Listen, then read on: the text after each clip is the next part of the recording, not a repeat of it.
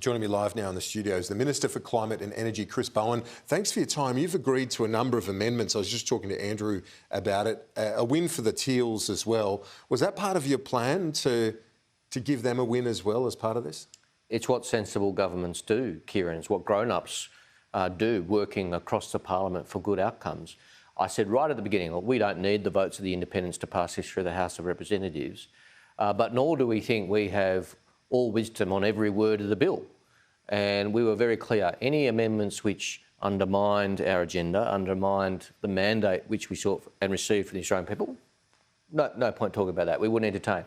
Any suggestions which help that agenda, which complement or improve that agenda, happy to work across the parliament. So the independents had some ideas, some of which I said, look, that just doesn't wash, we can't work with that. Others, I said, well, that's a good idea, that clarifies something or helps something. I just reckon that's, one, sure, it's good manners, but two, it's just good government as well. Well, you've had the win. It is a diabolical area of policy for more than a decade. You've got it through the lower house. It'll go through the upper house. But it is also, as I said, it doesn't hurt you to pump up the tyres of those independents that hold traditionally Liberal seats. Well, it doesn't hurt for a government to work across the chamber with people of goodwill. I mean, I would have been happy also to do it with the Liberal Party, to be fair, if they'd said, look, we'll consider voting for this bill if we have some improvements or suggestions from their point of view. I would have been at least open to that conversation. They didn't bother. They made themselves irrelevant. They just said, before they saw the bill, we're against it. Didn't take it to the shadow cabinet, didn't take it to their party room, just said we're against it. Well, you can't really work with that.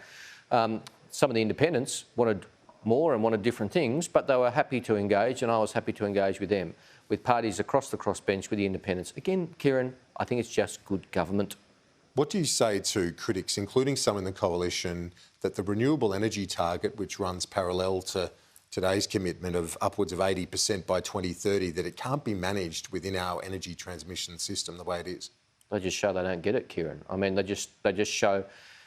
Some of the speeches from members of the opposition, were about how renewable energy is expensive. It's not. It's the cheapest form of energy. About how it's unreliable. Well, if you build the transmission and the storage, you can very sensibly get to 82% renewable energy. Yes, we need transmission. We've got a policy to do that. Yes, we need storage. Having the investment framework will help us do that. It just shows they don't get it. We absolutely have to make this transition. The transition, Kieran, has been too slow and too disorderly. I want a transition which is faster but more orderly. And the passage of the bill into an act will help us make it orderly. If anybody says we need an orderly transition, that's correct. We also need a fast one. We can do both. We need much more renewable energy capacity on. We need the transmission to get it around the country. We've got a policy to do that.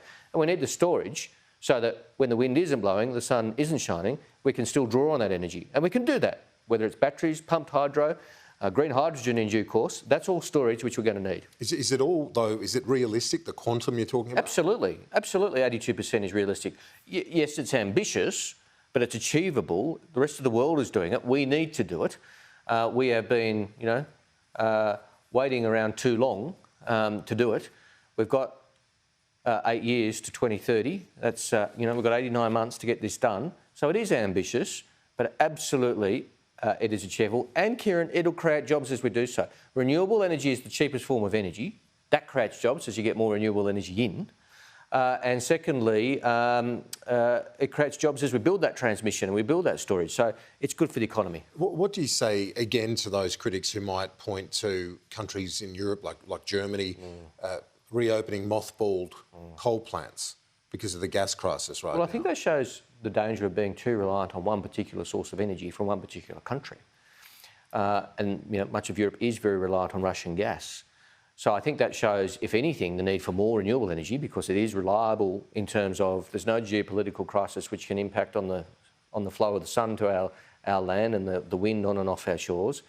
Much of Europe is actually also, it's a myth to say that this impacts in a negative way on the transition to renewables. Yes, they're having to make some urgent short-term decisions, of course, but they're also moving even faster in many instances on their renewable energy targets, getting more renewable energy into the system because they know they have to because it's good for national security. With the climbing level of renewables here that you're planning, gas will still be an important firming, dispatchable source.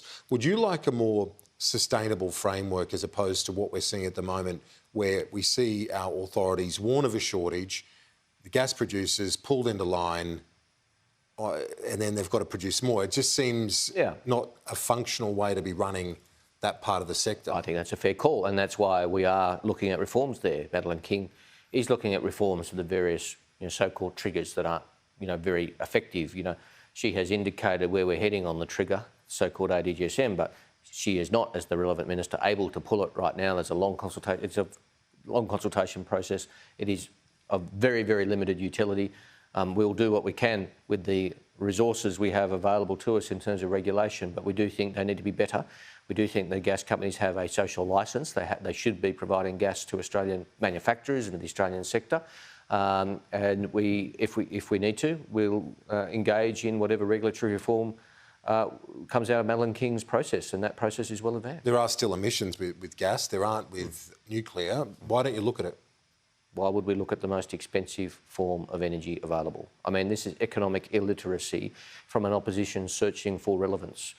It is slow to deploy. It couldn't be deployed in Australia until 2030. It is by far the most expensive form of energy. I mean, if Peter Dutton thinks he knows more than the CSIRO, then he's welcome to put that case. The CSIRO has made it very, very clear renewables is the cheapest form of energy, nuclear is the most expensive.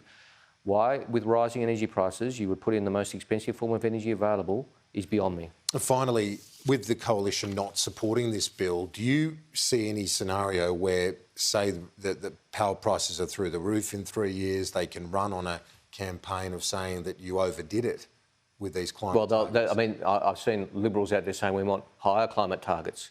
I mean, they're all over the shop, Kieran. I mean, and they'll do what they do. They'll engage in short-term politics. They've made themselves irrelevant. It wasn't my choice to make them irrelevant. They've made themselves irrelevant. We won an election based on a very strong climate agenda. They campaigned against it. They're still fighting the last wars. They're not catching up. They're out of touch and they're out of relevance to the process. Climate Minister Chris Bowen, appreciate it. As always, thank you. Great pleasure, Kieran.